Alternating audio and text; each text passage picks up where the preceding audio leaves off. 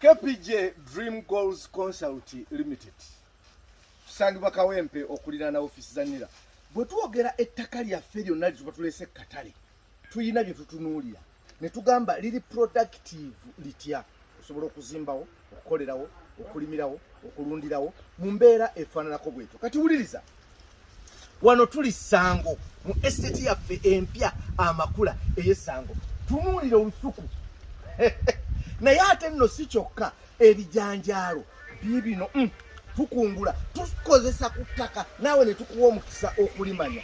Kati wano Essango estate eno 5 ku 10 tugenda gitunda obukadde 6 n'ekitundu. Productive amatooke otuuka olya, ebijanjaalo tuleke tubirye.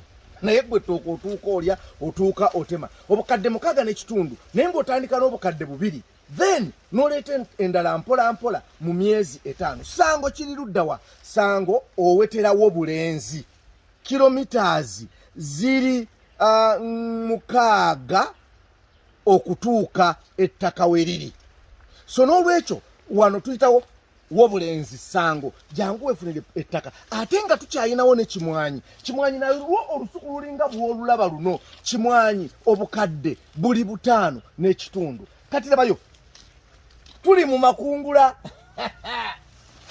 fe tetusenda ttaka, kyonna ky'osangako kye tukuweerako. Ssango obukadde 6 n'ekitundu.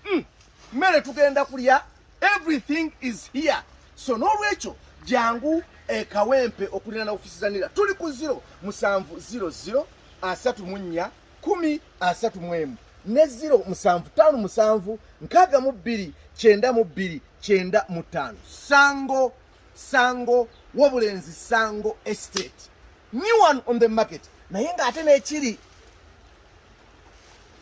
Ekimwanyi tekyawukana nnyo n'ekiri wano Ssango.